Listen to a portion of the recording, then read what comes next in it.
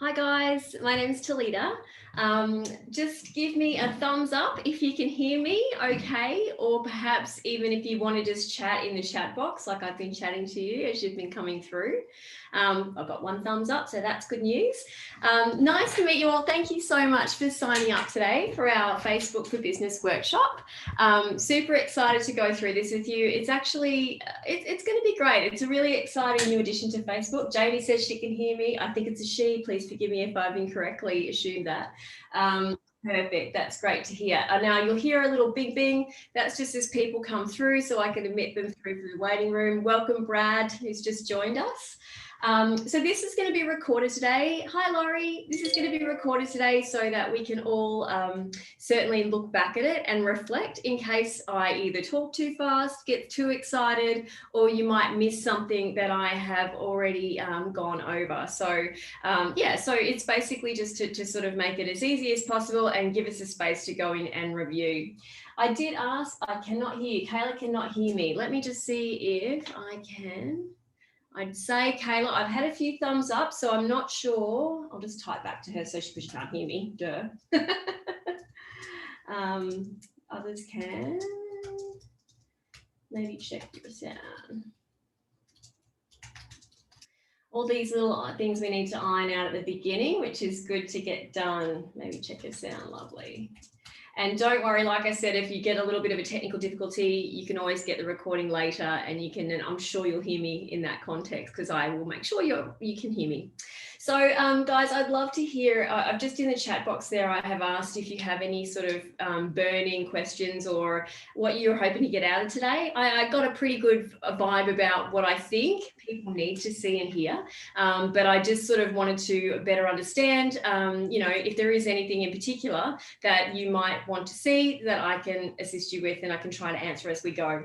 Just to keep things moving, and I just wanted to make sure that, you know, we've got 1 hour, which is quite a short time frame really. I'm going to ask you to pop your questions in the chat box and I will do my very best to sort of address them as we go through, as well as possibly unmute you so that we can have a bit of a chat about it and I can help you troubleshoot with you. Basically, oh, she's found me. Good. Excellent, Kayla. So pleased to hear it. That's fantastic. Okay, so let's dive in. So welcome, everybody, to the new Facebook suite, business suite, I should say. As you probably, I'm not sure if you recall, but a few months ago, Facebook sort of went surprise. And if you were using Pages as your app and you were actively using that on your phone, overnight almost, it just changed and it basically went to a different look and feel.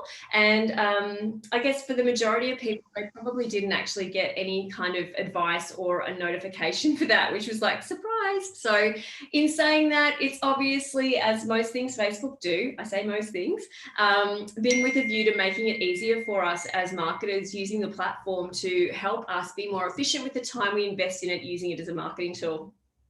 So talking today about the agenda, we're going to talk about the features of the business suite. So I've tried to sort of address it both on app and the desktop, and it's going to be a pretty how-to workshop. I really want to give you, I guess, the meat and potatoes of it, so you can literally go away and apply it in your business, because it's great to kind of get a feel for how it works, but I really want you to be able to use it efficiently post today once you leave today's workshop. So things that we are going to address include things like creating and scheduling posts, including to Instagram. And this has been a big win for the business suite.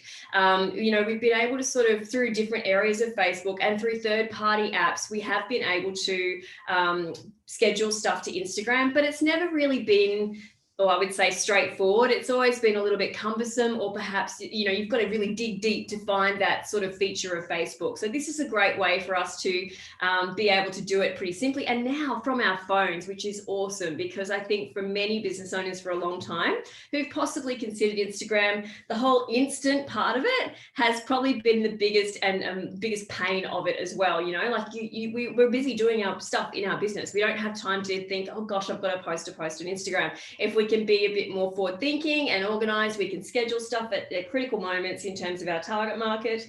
And by doing that, we still are very present whilst we are the magic in the rest of the other areas of our business where we need to be. So that's always, in my mind, that was a huge win with this update.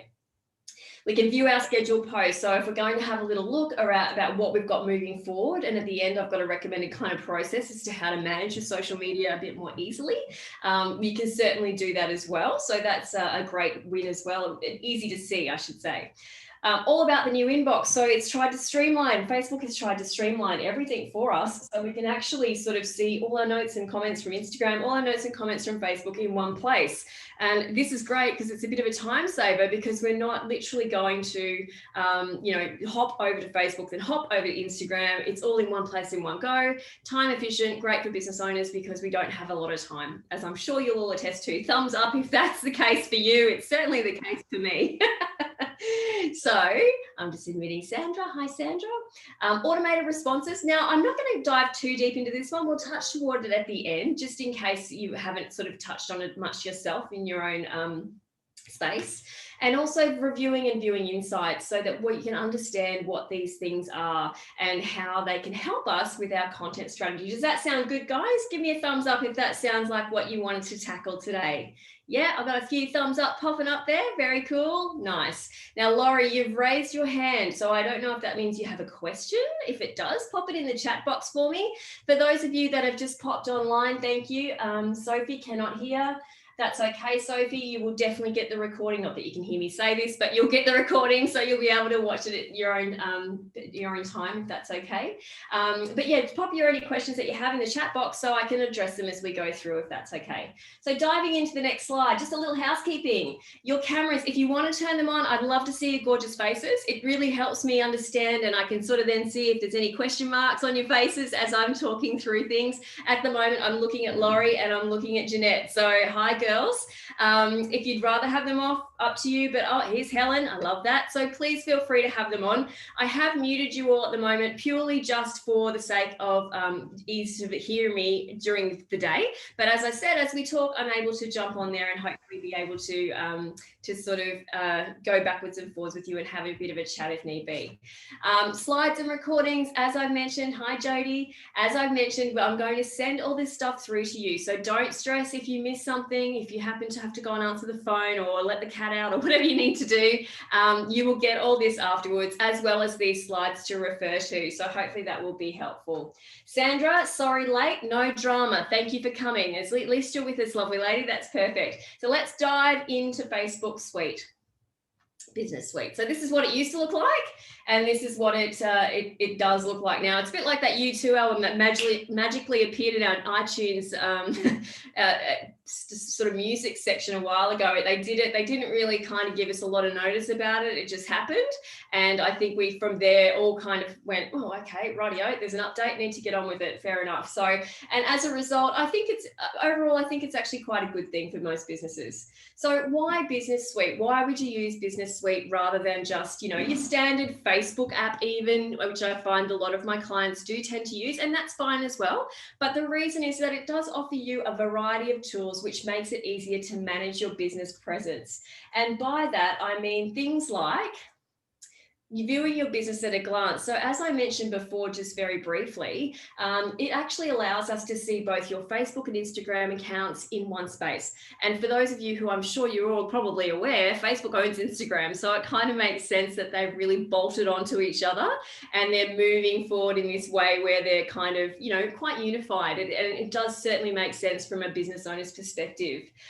You can see your overview of your Facebook page and your Instagram account. It's a bit of a dashboard when you first log into it. You can also see updates, recent posts and ads, as well as insights. And you can obviously create a post or promote your business to either of those platforms directly from this page by pressing this little blue lovely button at the bottom here, but we'll go through that shortly anyway. Features also include activity. So if you wanted to have a look at all the activity around what's going on, you can literally click that little button there in the middle, and forgive my really wonky circles. I started this and then I realized I could put really nice clean circles down the track. So forgive that.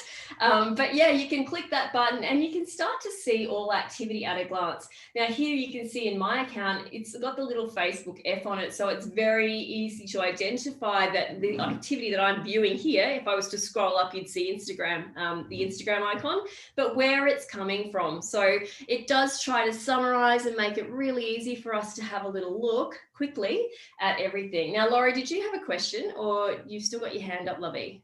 No? Okay, just checking. Okay, she's giving me a thumbs up, that's good.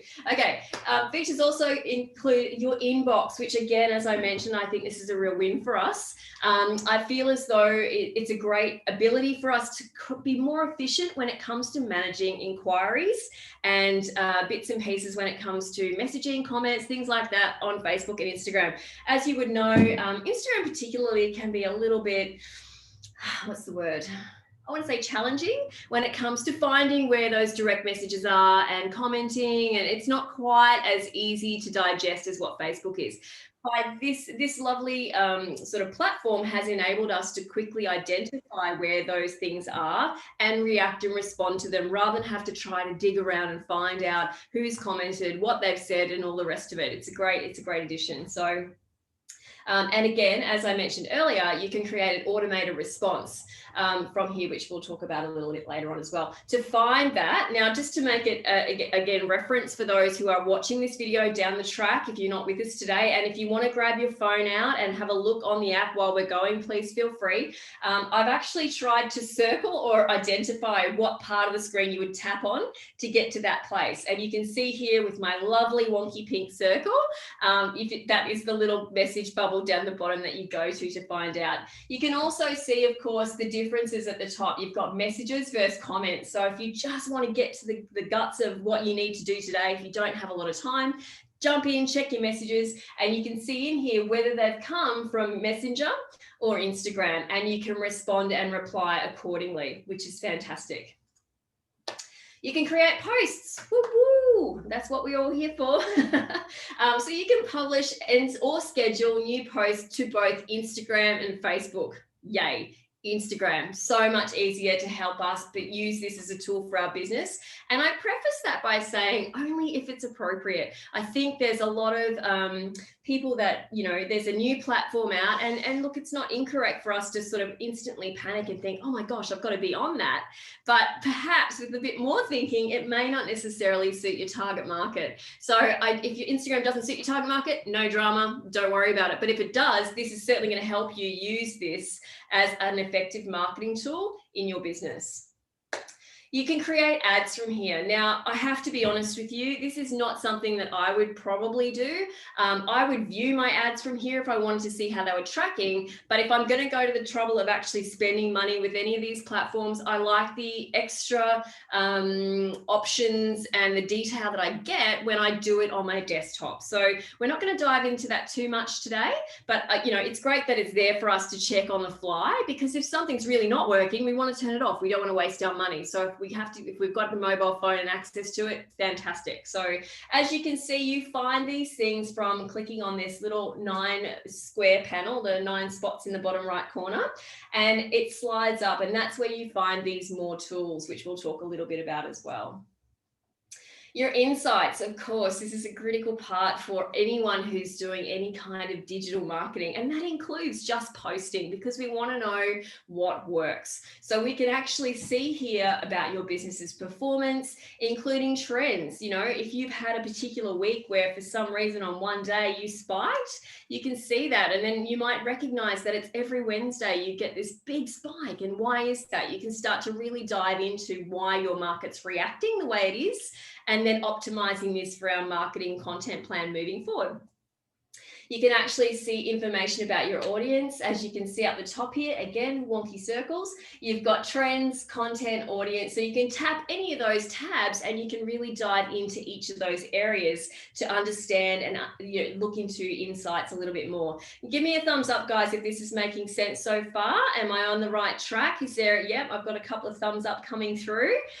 Does anyone have any questions today? Please pop them in the chat box for me so I can make sure that I'm answering any questions you have. Thank you for participating with the thumbs up. It's good to know you're out there. I don't like talking in the quiet. I like the conversation. And, oops, hang on, I think I've missed one. Let me go back. More tools. Okay, so check out the more tools section as well. And we'll talk about this at the end a little bit. So you've got things, as I mentioned, as ads manager, you've got business settings, page settings, you've got jobs, which is actually a really critical one, I think, lately in terms of trying to fill positions. I know certainly up here where I am in the Whitsundays, we've got a lot of hospitality positions that have quite a large presence on social media. It's a natural place to put a job offering if you have one. We've also got events. Now, events are a really critical part to getting your business out there in a kind of a different way on Facebook. And that's probably a whole other workshop. But all I can say is that if you have anything happening in your business, it's definitely worthwhile listing your event on Facebook, even if you don't get a lot of traction, because when people type in what's happening in Ellie Beach, chances are that event will pop up if it's part of that. There's a whole raft around events, but definitely use that if you can. Again, more access through the desktop function if you're doing it through your desktop, but great that we have access off our mobile phone as well. Today, as we tackle each of the how-to, I'm also going to show you on both the app and the desktop. Now, I am someone who is very much a desktop person. When I'm scheduling and planning for my clients and doing social media for them, it is usually on the desktop. And why? Because I like my keyboard. It's much easier for me to type than to, type. And that's not to say that I don't do that. Of course, that is why we have these fantastic devices that keep us online all the time. But I think that, for most people, if you can spend a solid half an hour focusing and using your keyboard and getting everything organized, this is a great tool for keeping you up to date, keeping it easy for you. But desktop and app, switching between the both. So I'm going to try to sort of articulate both areas for you today, so that if you're an app user versus a desktop user, no drama, you've got the information you need.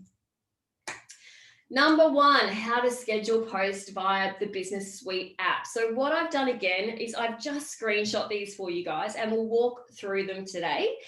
Again, if you wanted to grab your phone and have a little play with this as you go, please feel free. And Karen's a desktop person too. I hear you, lovely. I tell you, it's so much easier for me to do this. Now with Instagram, you can actually post from your desktop. What a win. That is so great for us marketers. So, and we'll talk about that as well shortly.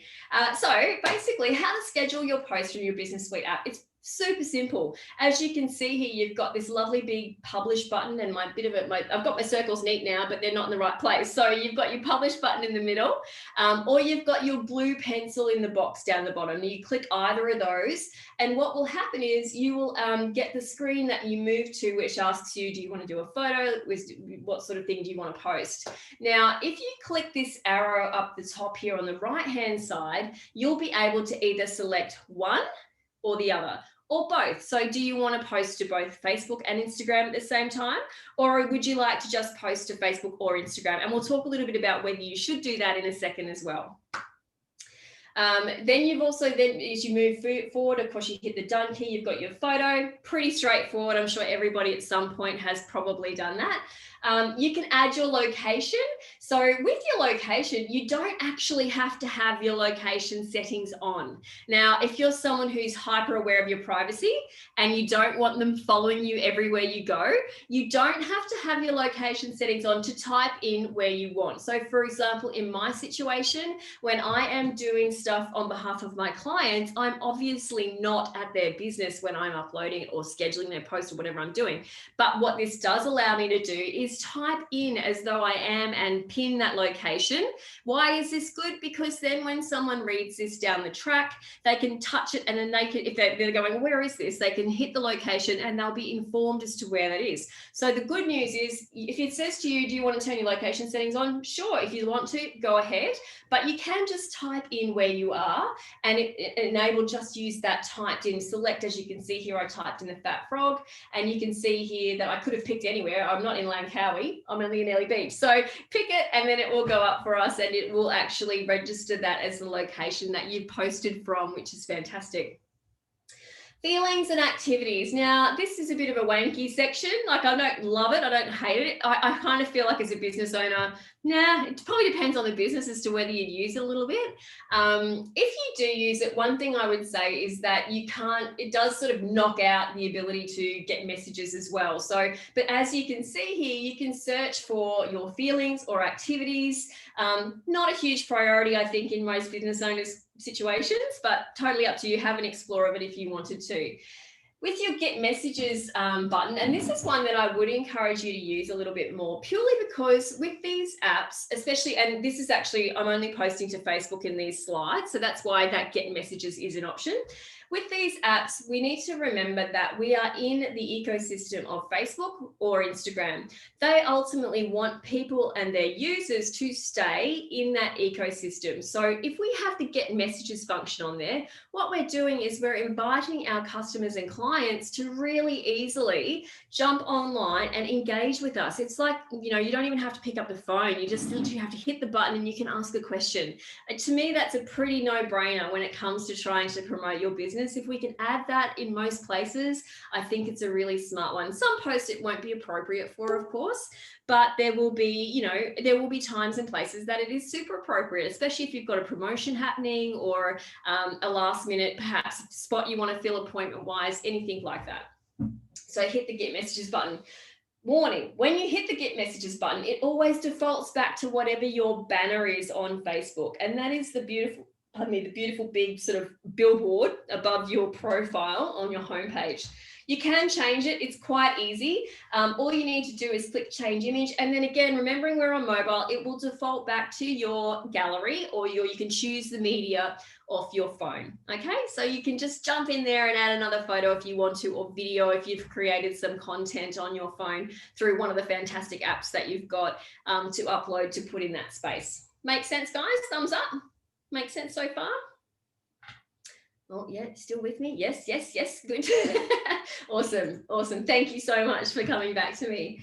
Okay, and yes, from here, you can schedule to Instagram finally. So this has always been a bit of a pain for some people, I think, because, and probably off-putting, I think, to a degree, because as much as I'd like to think that we all have time to be on Instagram dynamically, we just don't. It's as simple as that. As a business owner, you know, you're the magic in most of the areas. In most cases, that is the situation. There are certainly some people, I think, joining us today that have a specific role within the business, and this might be theirs.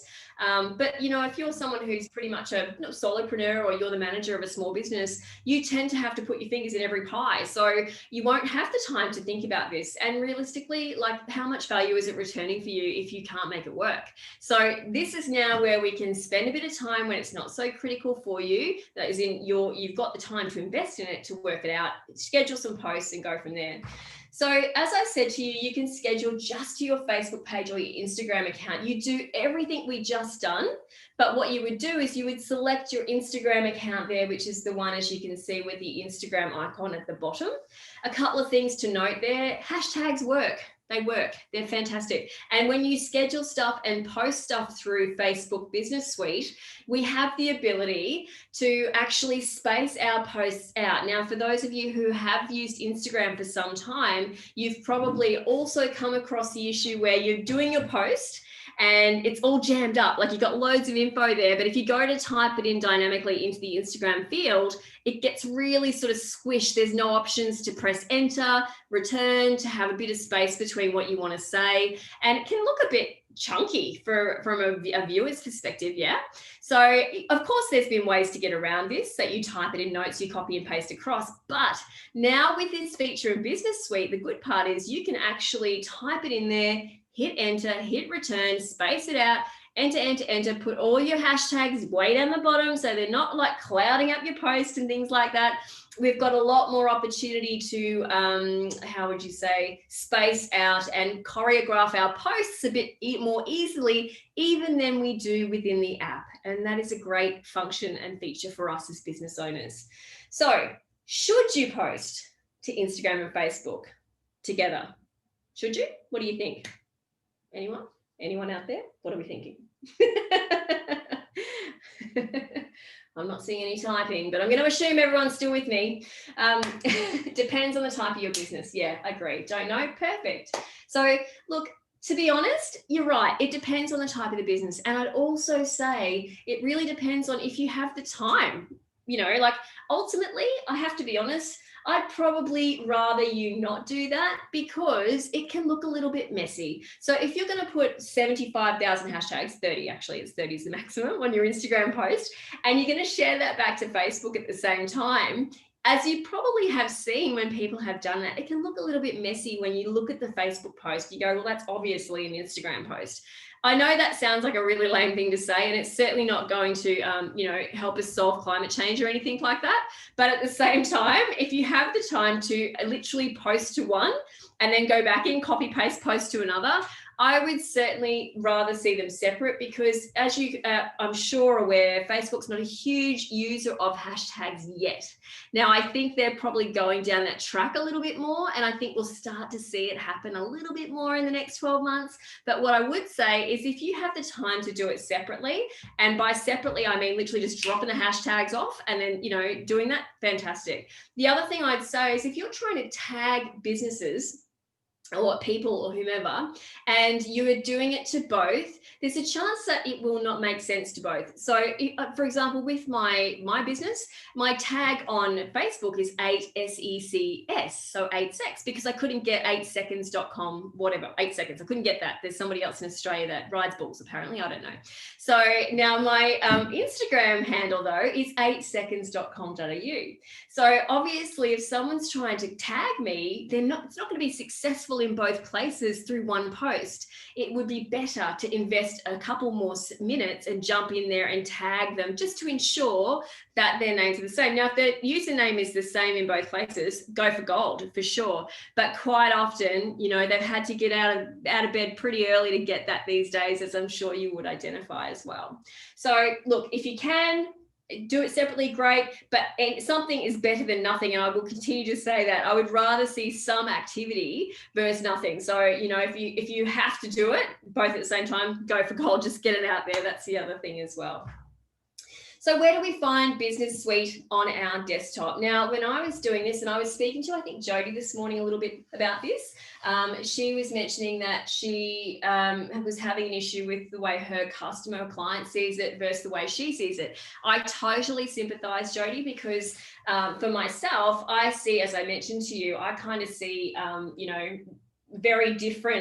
a very different back end of Facebook than, say, somebody that doesn't use quite so many of the features. So I had to jump into a friend of mine's account to kind of grab the slides today to see it as I expect most people would see it. So I do understand if it looks a little bit different for you. And if it does, that might mean that we should probably have a one-on-one hour through the ASBAS program to sort of dive in and work out what's happening in your Facebook land, so we can watch what we're doing there for you as well. Now, I just see that Laurie sends, I do post both with more hashtags on Instagram. Perfect, Laurie, that's great. And that's really what it should be. If you want to use hashtags on Facebook, probably stick to 3. And one thing I'd say is use your hashtag that is your business. So, 8seconds.com.au or 8 seconds, whatever it is, because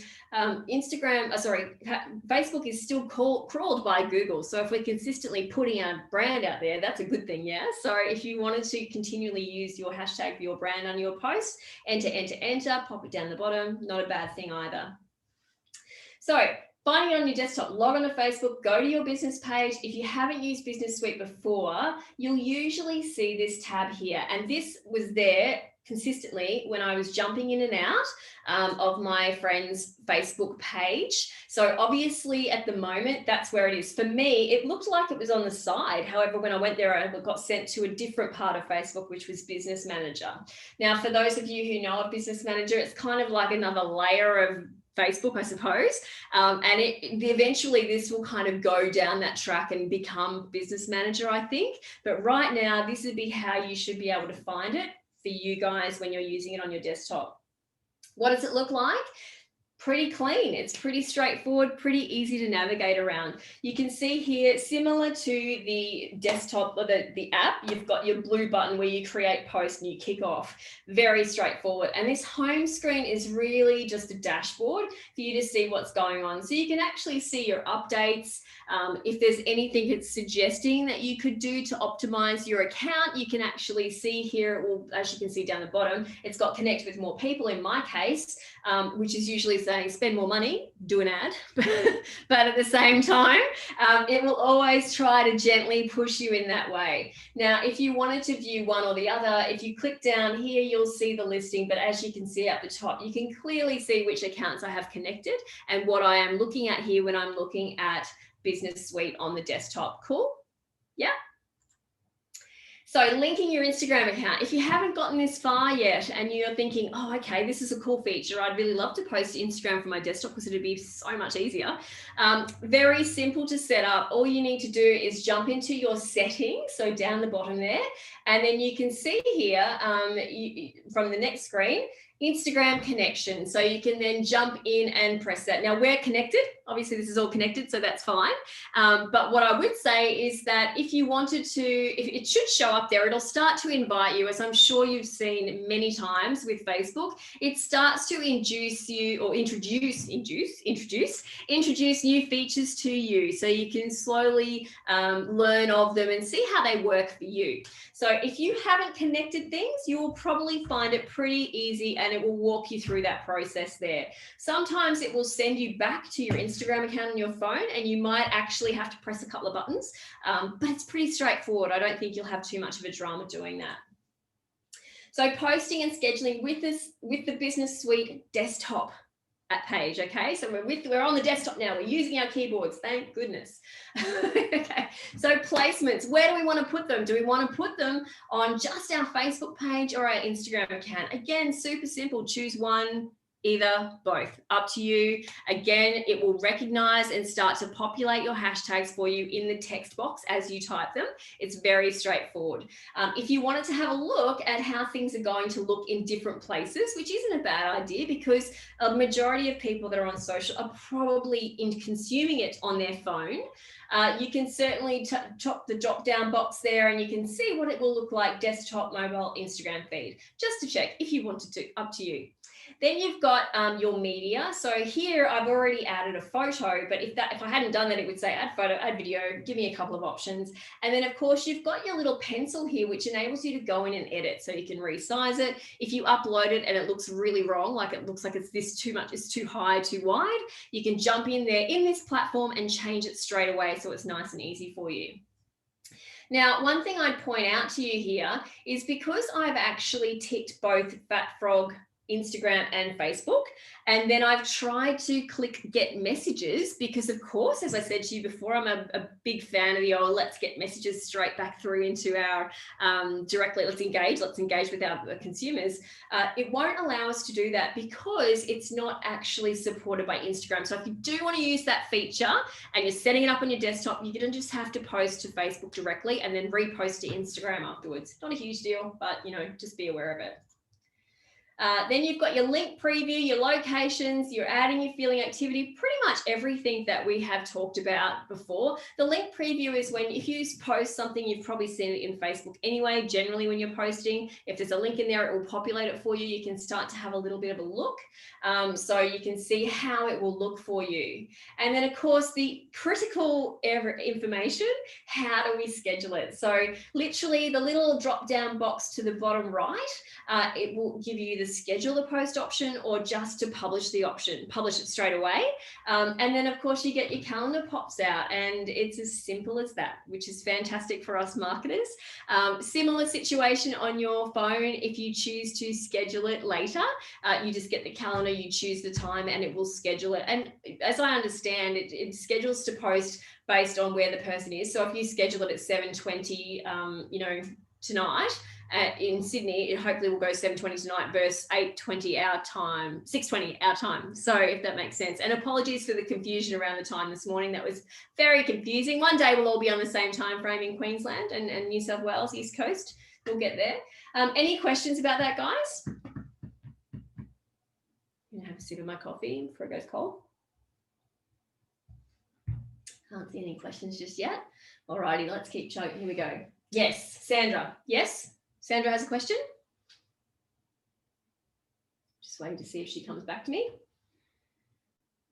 Let me see if I've got her here. Oh, she's trying to unmute. Hang on, let me unmute you. Hang on. There we go. There you go, Sandra. Hi, sorry, I just thought it would be easier to ask you verbally.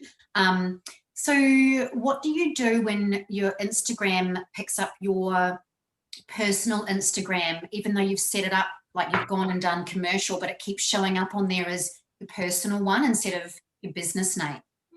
If that happens, I probably would disconnect everything again. Like, I know that's not probably what you want to hear, but sometimes it's incorrectly picked it up based on how we've set it up. And I'm not pointing the finger at you, Sandra, at all, because I've had the same situation. But the only way I've known to fix that is really just to disconnect, like start from scratch. Awesome. Completely separate the accounts and then start again. Have you tried that? No, I hadn't. I was just playing while you were talking. I was kind of following as you were talking, and I was looking and I was like, okay, it says it's my personal account.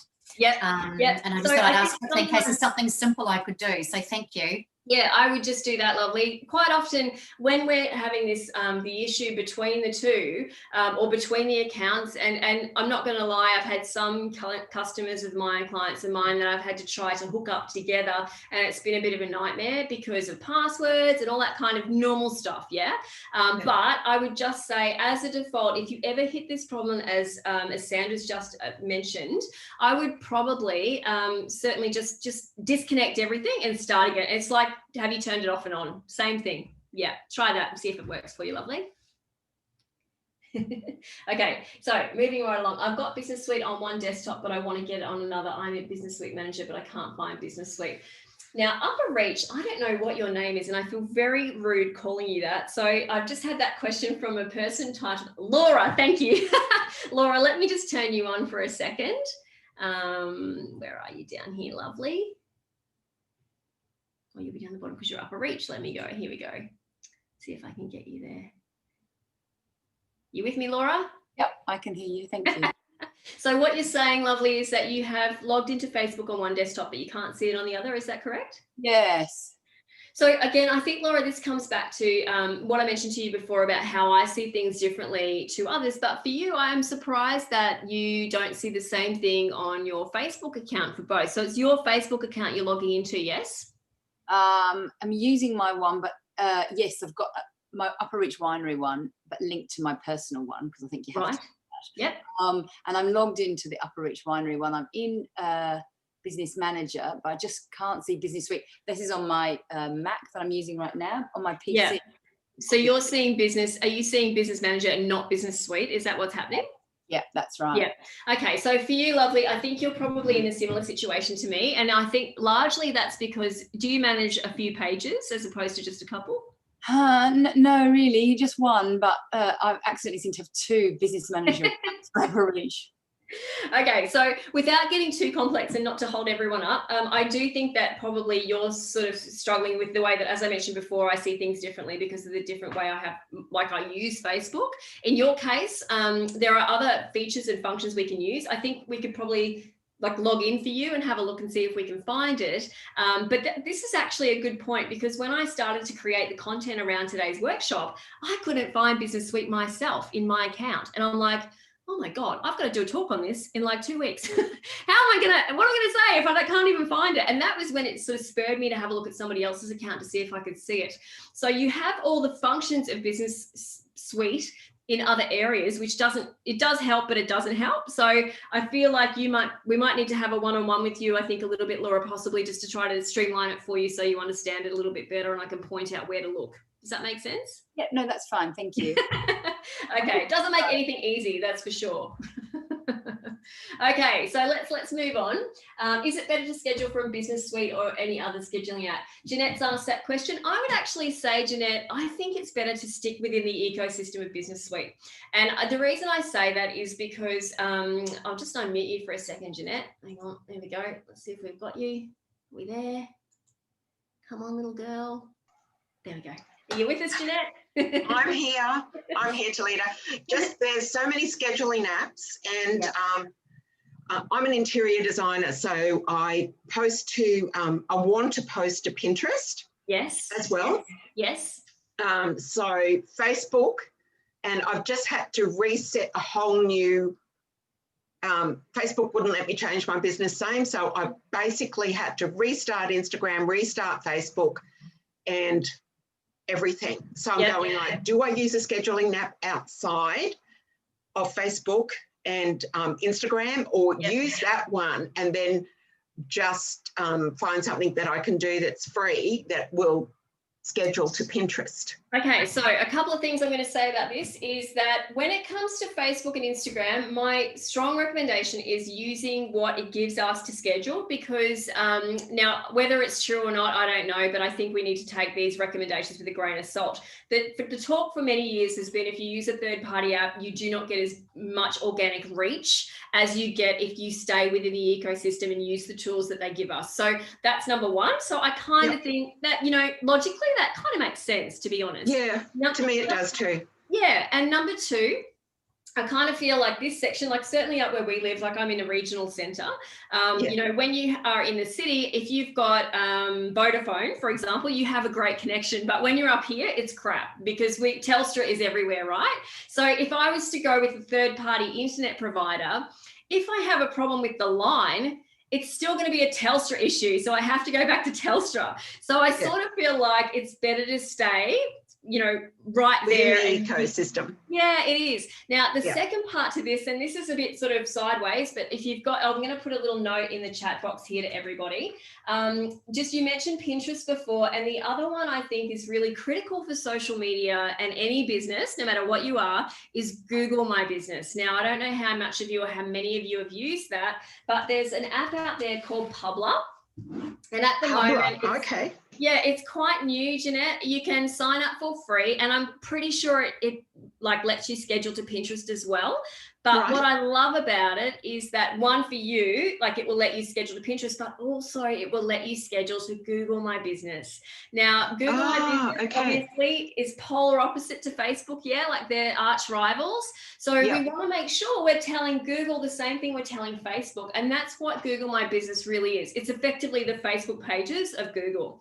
So you can create updates, you can do whatever you do on Facebook in Google, and with Publer, you don't, again, this is back to the situation where you couldn't schedule to Instagram. It's a pain in the butt. So Publer actually allows you to schedule to Google My Business and Pinterest in your case. But I do think that if you're going to go down and start to embrace those platforms, even if it's just once a week that you're updating Google My Business, it's a good time investment. And in your case, Jeanette, I just think for time's sake and streamline, you know, you've only got 2 places to go, then not 20. Yeah, that's all I want, because it's so time consuming. It is, jumping around. To get my social media calendar and everything I'm posting to all marry up. Yes. And it's cover besides getting on Bing and everywhere else. Correct. And that's the thing, isn't it? You know, it's very much a situation like how thin can we spread ourselves? And also what happens then is we start to sort of just skip across the top. We don't get too deeply into anything. So we can't really see the benefits of our time that we're spending in any of these platforms because we're too busy trying to just like keep them alive, breathe a bit of life into them. So I would go, if any of you, first thing today, I know we're not talking about Google My Business, but I would encourage you to check if you have a Google My Business account. How do you know? If you Google your name, and I'll just jump in here for a second and show you. Let's go to a Google page. So can you, you can Google mine? Yeah, sure. What's your business name? Under JM Interiors and Decor. And Decor. And Decor. Yeah. So I'm going to say no, you don't have a Google My Business page. So if you had a Google My Business page, it would pop up here. This big white blank space that's beautifully waiting for us to put our message in there. So if to give you another example. Talita, so what's happened is I've just set it up and I'm waiting on my postcard. Verification. Sure, yes. Verification. So it's not showing up yet because I haven't got that verification. No worries. And look, that's the thing, it will come and then you'll be fine. The other thing is, and some businesses will find that someone set up a profile for you, but you don't own it. So if you get into this space and you actually see here, you can see this little tab here that says own this business. So grab that, jump in there, put your details in there. You might be able to recognize the email address that claims to own the business. And then from there, you can literally jump in and start to regain control, which is perfect. Jeanette, I look forward to seeing you online and seeing your lovely little Google My Business profile. Thank you. It's coming, like everything. Totally get it. Absolutely. Oh, hang on a minute. Wait a minute. One more time. Oh, you've gone quiet. I can't hear you. I'll have to. Oh, there we go. Now say, Jeanette, say what you were going to say. I said, when you're doing the website, all the social, everything yourself, Yes. it's very, very. Yes, I totally get it. Yeah, you spread yourself thinly, and that's part of the problem. And that's really why today, I mean, I love talking about all the facets of it, but really what I want to do is give you stuff to take away and actually apply, because I think that's the most critical thing. Okay, I'm going to pop you on mute now so I don't feel rude if you talk. And okay, so moving on, post view. How do we see what we've actually scheduled? So let me just make sure I haven't bumped this forward. You've got, we've scheduled it. Now you want to have a look and see what's coming up. Yeah. So we've got, how do we see what's been scheduled? We literally hit this little tab on the left here, which is our post view. And then you can see posts. Now there's a couple of options when you're viewing this. You can see posts. You can see it in a feed and a grid, remembering it's pulling from both Instagram and Facebook. So this is a great place for you to see really quickly what's coming up.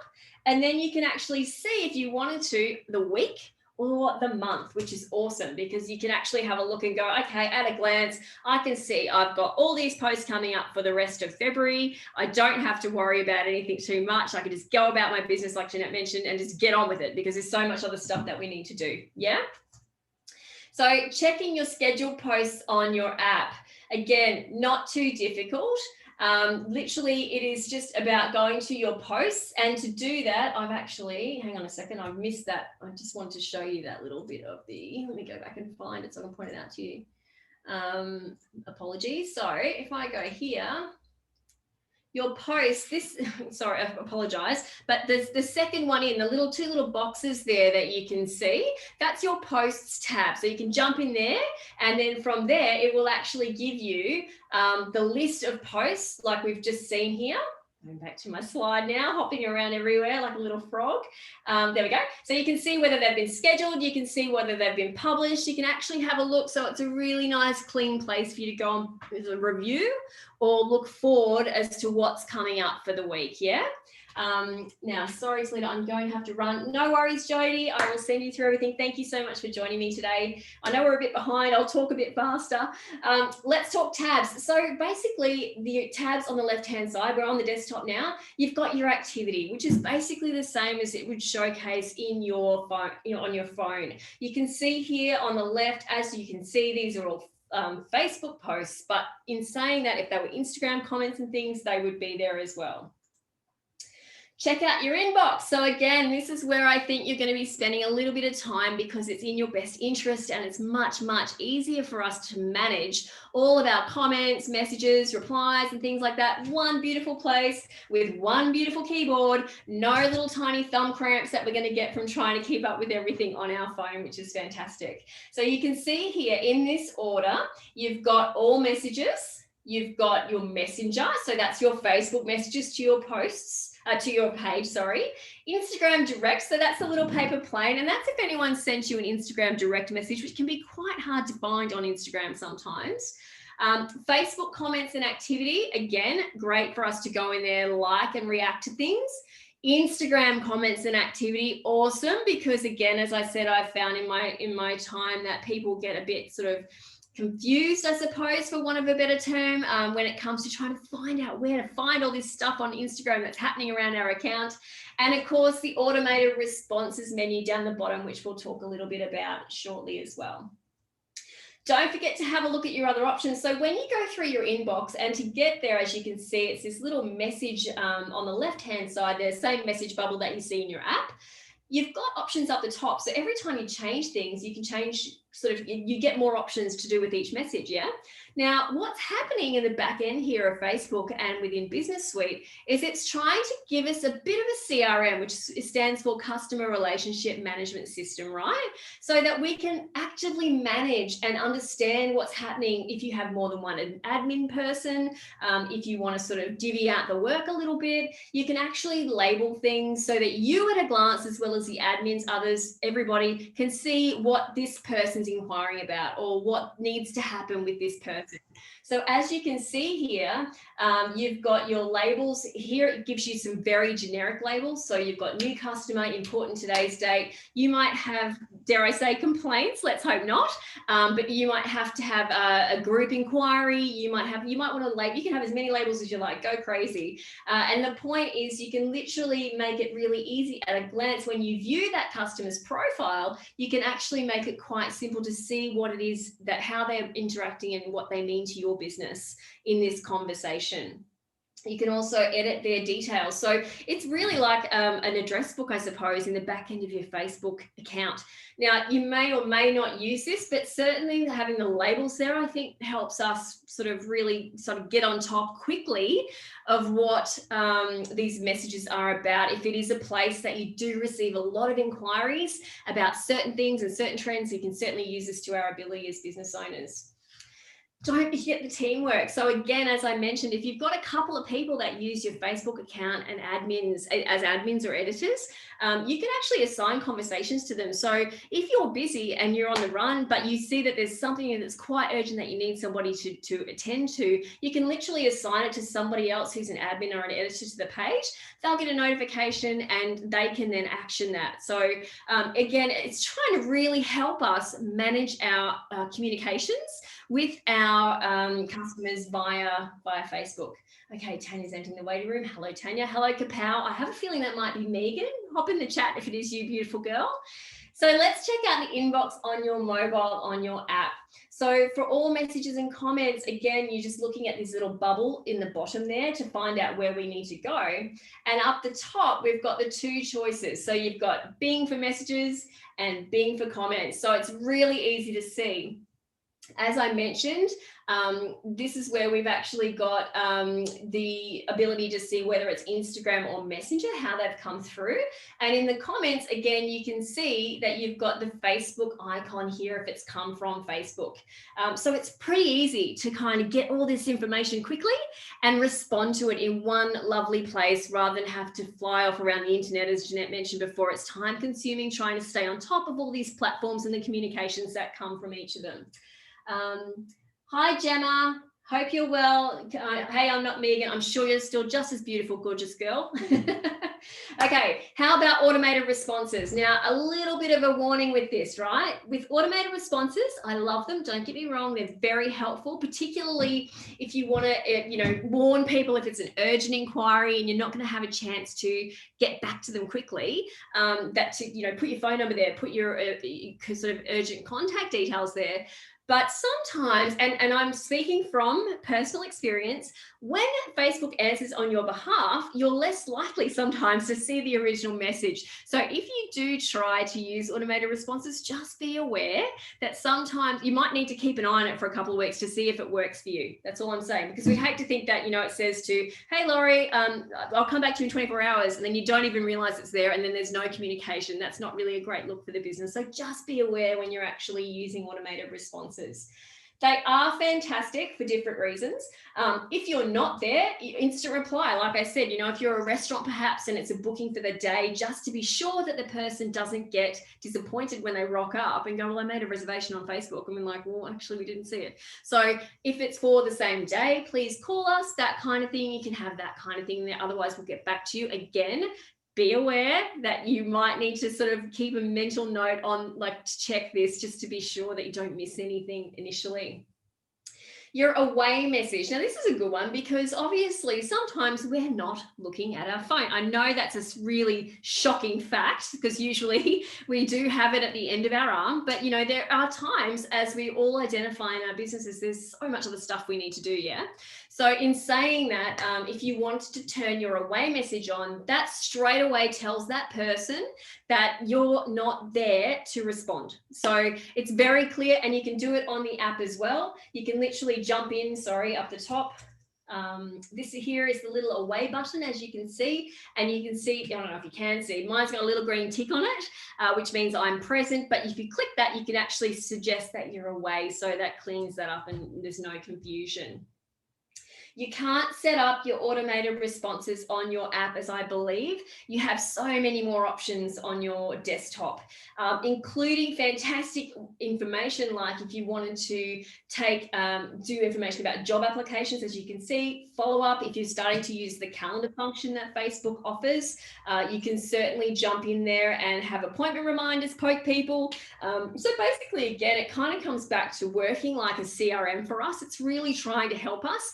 And I know that in the last, I think 2 months, Facebook has purchased a major CRM in the States, which it's going to embrace. So we might start to see these things start to be weaved into here as well. Frequently asked questions, can I see your menu? What are your hours? All that kind of stuff. You would have seen on some pages when you jump in there that it asks you, it actually suggests questions that you may want to ask. That's where you set that up. So you can jump in there and do it like that, and have a little look around contact information, location, all that kind of stuff. And timing, how soon do you want the instant reply to go? Again, just follow the page. Like, obviously Facebook tries to be intuitive to help us use these tools as effective marketing tools. So just follow the page and click the buttons and see what comes. You can't break it. That's a good thing.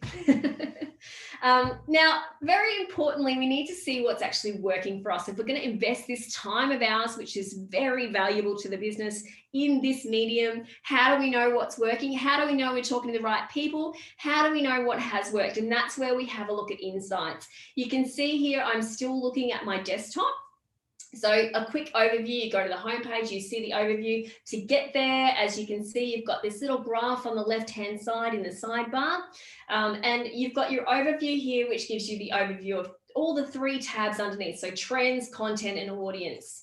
If we click through, you can actually see, oops, hang on, I've missed one. I got a bit carried away. Content, how's your content performing? So if you wanted to have a little look, it's giving us a progress sort of score here in terms of what was the best post.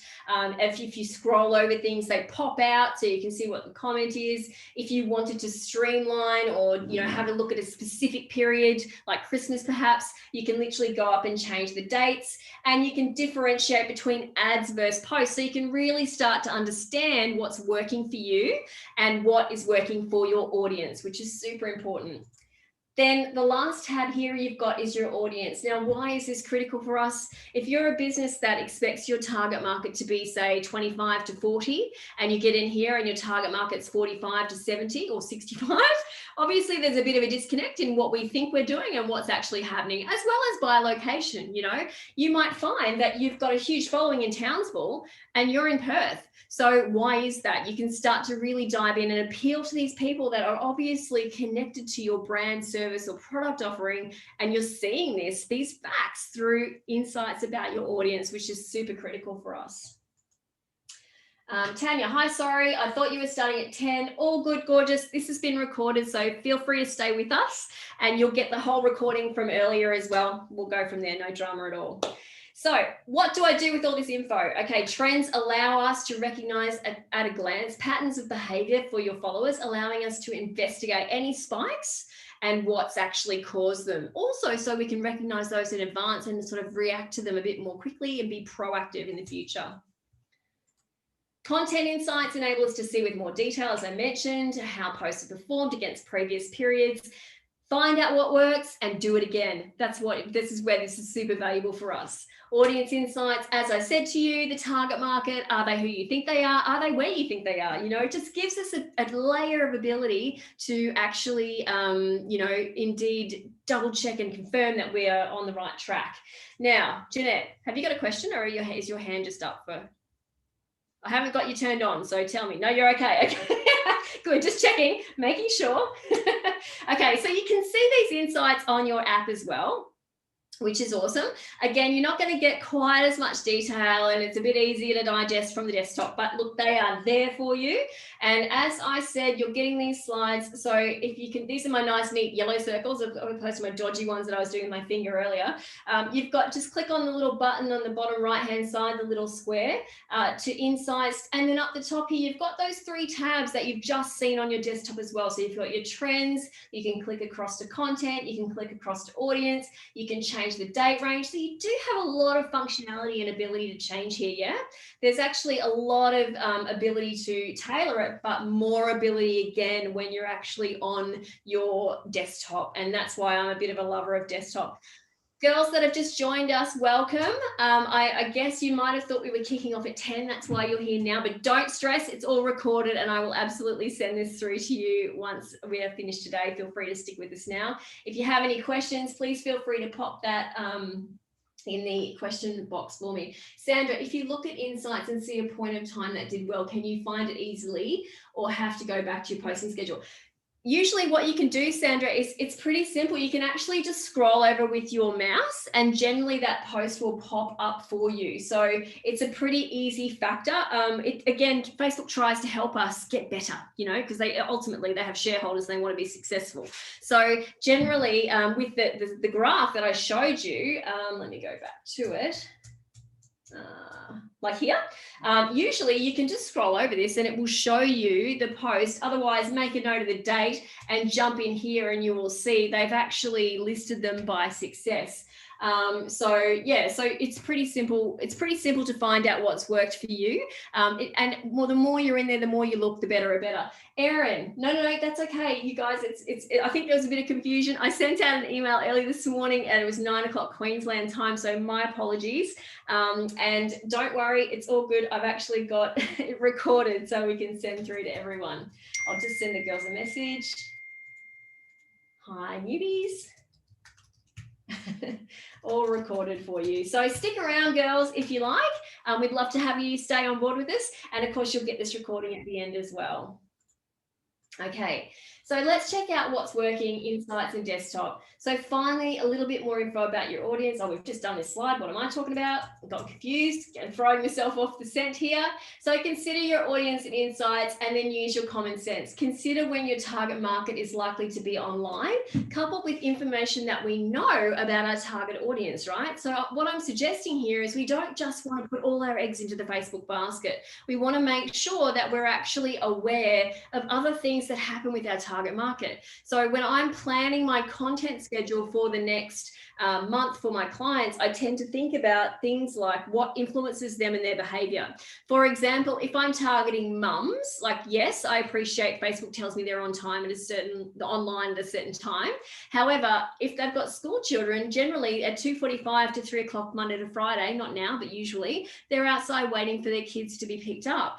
Great time for me to post because they're probably waiting, you know, using their time on social possibly. So those kinds of things, think about those kinds of things so that you can use those when you're actually going to schedule stuff and then reflect on those when you go and review your posts from the previous month to go, oh, well, that post went gangbusters because whatever the reason, you know, everyone had the time to consume it. It was a good assumption I made about my target market that they're going to be sitting out front of school consuming social media at 2:45 Monday to Friday. So how can all this info help you, the business owner? Critical question. Business Suite kind of provides you a one-stop shop for you to check in and manage your social profiles. That's the whole point of this now connection between Instagram and Facebook and putting it all together, yeah? It enables us now to schedule more easily from mobile to desktop, especially to Instagram, which again, for me as a marketer, I am so happy about. It's made life so much more easy.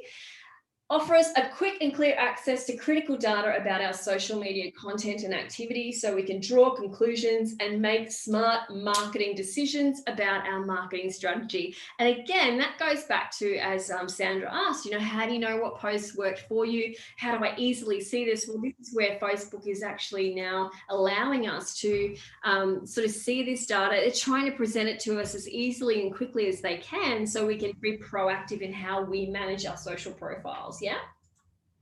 Hi guys, I've just seen a few people log on. We did start at 9, but don't stress. I've got a recording which I will send through to you as soon as we wrap up today, along with all the slides, so you're not going to miss anything. If you have any questions though, please pop them in the chat box for me so I can address them while we're here as well. Yeah.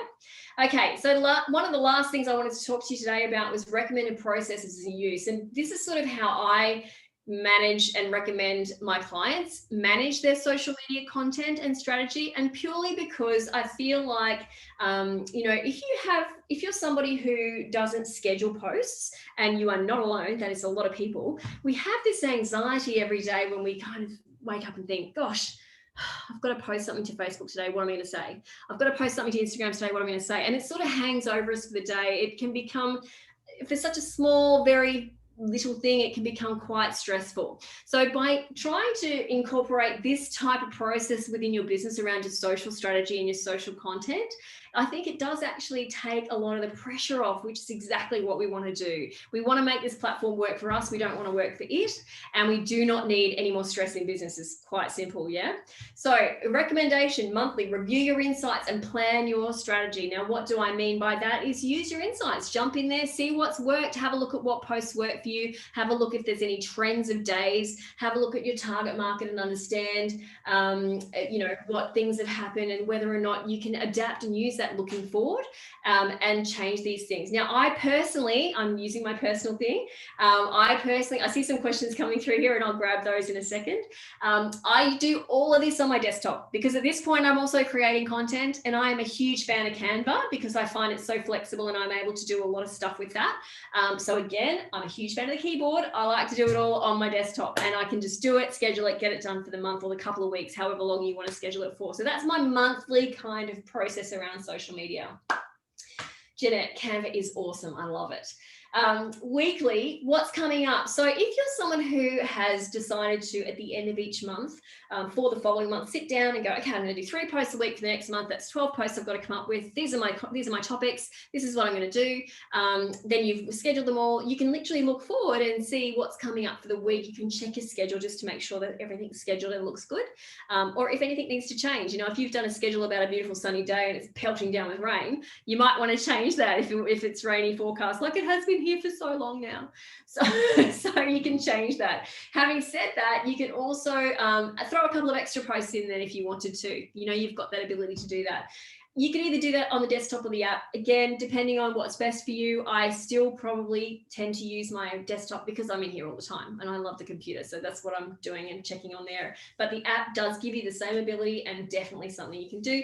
If you're someone who prefers to schedule weekly, fine, do it weekly. Do it then so you can see what's coming up for the week. Get yourself prepared so you don't have this anxiety every day thinking, oh my goodness, I really need to post to Facebook or Instagram today. What am I going to say? There's nothing worse than that. And then daily, just a quick checkup. Then it all comes back down to you literally jumping into your inbox on your app and seeing what's happening around your social accounts. And it's a 5-minute task every day to reply, to respond, to like, to check, to assign tasks to, all of the above. Make it super, super simple for you to really stay across everything and manage it. Yeah. So I'm just looking at my questions here. I've got, bear with while I go back up. So somebody asked, what was the name of the third-party provider? You're right, Jeanette's helped out, Publer. So Publer is, I think it's publer.app or something is the website right now. If you Google it, you'll see it. There's a green superhero there. And there's at the moment, there's free accounts. Now, I would encourage you, even if you're not planning to use it straight away, to sign up for a free account, because to give you an example, I signed up for MailChimp 65,000 years ago, and I can still schedule stuff for free. However, if you've signed up any more recently, you can't. So, sign up now while there's still free accounts before they take them away from us. That's number one why I would definitely recommend that. Christine, audiences on Facebook are shown in PST. Is there a way to make it local time? The time depends on your ad account time, I think, Christine, from memory.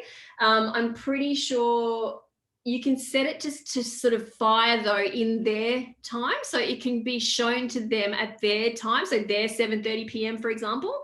That's a pretty meaty question. That's my quick answer. If you want some more details about that, we can take it offline, but I think that's how I deal with that, is that if I'm advertising to people in another place, you can set the ads to be shown in their time zone, which is what you want. You don't want them showing it, 2 o'clock in the morning. That's not going to help. How long should each post be? Well, that's how long's a piece of string. It's very hard. I think it depends on your audience. I really think that it's sort of a situation where some of them can be quick, some of them can be long. It depends on how much information. Perhaps just a suggestion, in my view, your website is probably one of your most, if not most, valuable marketing tool, purely because you have no distractions there, right? So if you have a great something you want to discuss with your audience on Facebook, or perhaps you send them through to an e-newsletter, I would suggest that, who's asked me this question? Let me just double check here. It was Jeanette. So yeah, Jeanette, I would suggest that you literally start with the nitty gritty, 8 seconds, the average human attention span, put the critical stuff at the top or in the image, get their attention. And then if they want to read it, send them back to your website. You can certainly try. It is trial and error. You know, as I said to you, Facebook wants us to keep people in their ecosystem. So if you've got a beautiful long post or a long video, the longer people engage with you, the more likely, the better your reach and engagement will be in Facebook land. So there's really no hard and fast answer to that question. You see some people's posts are like essays and some are short and sweet and some are just images. I would say do a bit of a mix and see what works best for you. That's my answer. I hope that helps. How many posts would you do per week, Brad, to everyone? I would suggest, Brad, if you're not sure and you're starting out, I would go with at least, it depends where you are. I'm talking Facebook today, but at least 3 to 4, particularly if that's your core social media channel. Whatever you choose to do, Brad, I would highly advise you to stick to it. So if you're going to commit to 3 to 4 posts a week, stay with your 3 to 4 posts a week. And the reason I would say, or you can grow it, but don't go backwards if you can avoid it. The reason I say this is if you go to somebody's page that's been pretty consistent and then you visit them because you might have seen them recommended on a local chat page, you go back there, they haven't posted since 2017. Your immediate thought, I'm sure you're all thinking what I'm thinking, is that they possibly are not in business anymore. And I know that sounds like a very big assumption to make, but you kind of wonder if they're still alive because they're not being proactive in their, in their activity. If, however, I go to a page and I see that somebody's not posted since December, I'm like, oh, okay, they haven't posted since December. Then I look at the one beforehand and I see November. I'm like, oh, okay, so they're there. They just post once a month. That makes more sense to me. So just be consistent with whatever you choose to do. And look, if you guys need some help with content strategy and, the mix and things like that, I've actually got some slides. And at the end, I'll see if you want me to bolt it on. We can do a little bit of a quick social media catch-up session about what you should post and things like that. We can add that at the end if you like. Jeanette, I have free MailChimp too. So do I, but can you schedule? Jeanette, do you know if you can schedule? Because so when you signed up like eons ago, then you can, but now you have to pay. It's so Laurie, which preference to use Facebook page or business suites in regards to campaign advertising? I would say if you're looking to do advertising, Laurie, you want to be on your desktop and you probably want to use Ads Manager or Business Suite. I think Business Suite will give you some of the functions, but depending on the level with which you're advertising, if you're just boosting a post, then of course, wherever you want to start from is fine.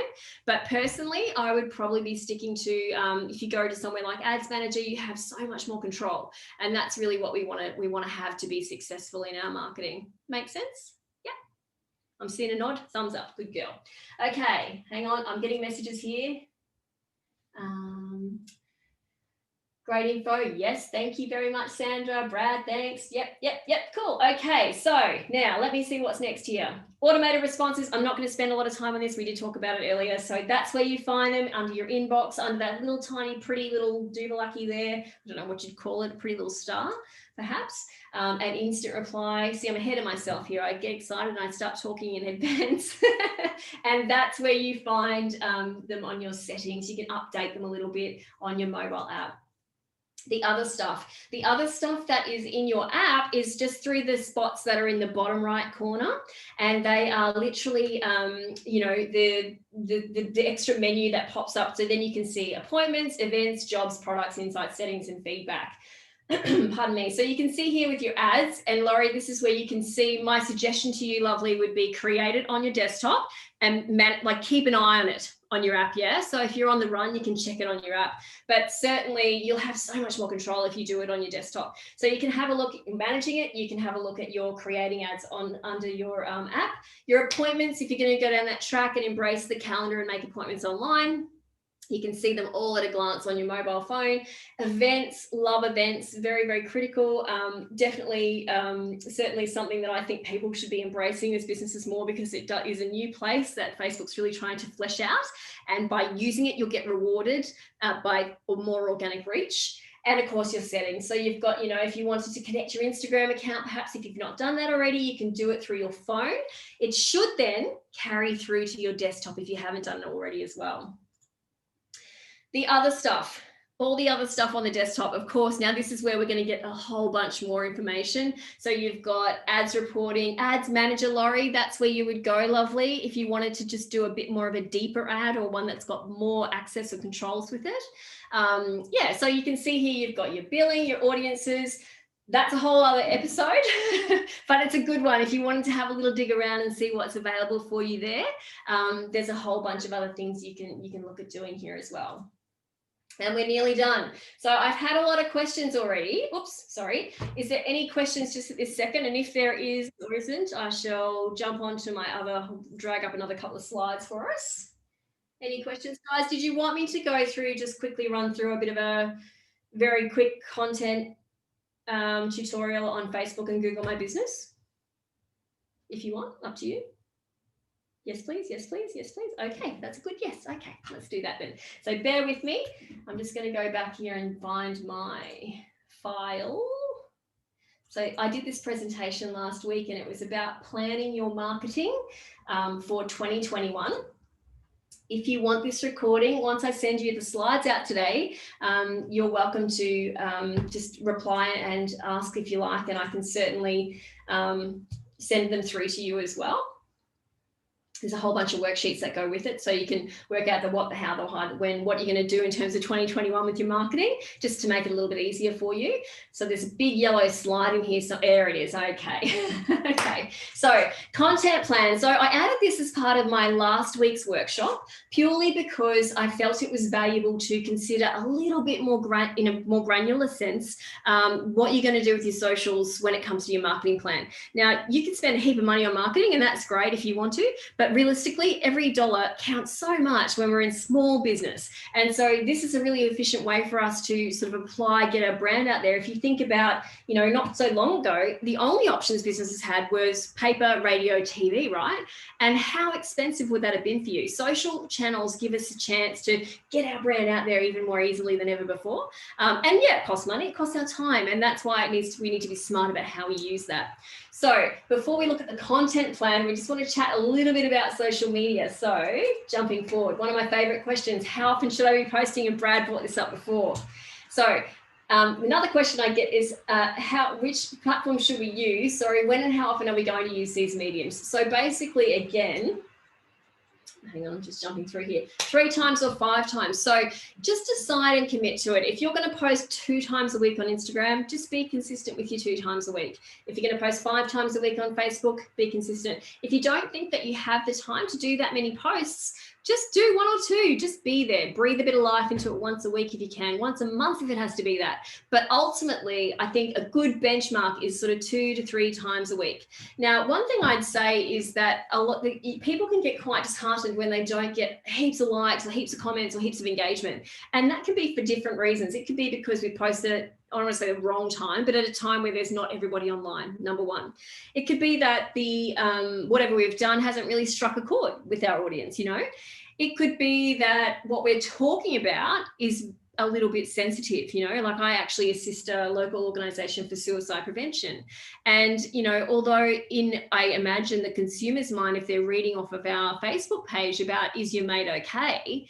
Do you think he's in a bad space? He's not going to tag his mate in that post, is he? He's not even probably going to send it to him. So he will take it in, but he may not necessarily share it. So whilst people could be consuming your content, they may not be actively liking or sharing or things like that. So be aware of that too. Same for doctors, same for services, all of those things. However, the next part of this conversation I'd have is sometimes people will act if you prompt them. Now, there was a whole talk a little while ago about, you know, you get penalized if you encourage people to like or share or whatever. Look, you may do, but I think the proof's in the pudding. If people like you and that ad gets, the social post gets natural action organically from people, then it shows that the audience is appealed to it, you know? So a couple of examples I would give, if you want to get reviews for your business, ask people to give you a review and put your Google review link in there. So it's super easy for them to do that. Quite often, if someone's had a great experience with you, they're happy to do that. They just haven't actually had a chance or thought to do it until they've been asked. So feel free to do that. Number one, ask people to do that. Number two is, you know, if you are, for example, one of my clients, we do coffee and food, but we also sell wine and beer. If people want to have a cheeky wine with lunch, cool. And so I would put a silly wine post up and say, we all have a mate like this, tag them, something like that. And then you get this big stream of people going, oh my God, Jeanette, that's so us, whatever it might be. Yeah. So, so that natural organic, you know, Facebook can't argue with the fact that 5,000 people have seen this post because 20 people have tagged their friends in it. So, you know, sometimes just play with that a little bit. You're not going to get shut down. Just have a go at it and see how it works for you. Going back to the original question though, whatever you do, if you choose to start out with 2 or 3 posts a week, just stick to that. Try to be consistent. And if you look at it in terms of that's 12 posts a month, that's actually not too many. I can achieve that in a couple of hours, sitting down in Canva, bashing out a couple of quick posts and scheduling them. Awesome. Then it's done and you don't have to worry about it. Also, one other note I'd say about this is, yes, Instagram and Facebook posting together.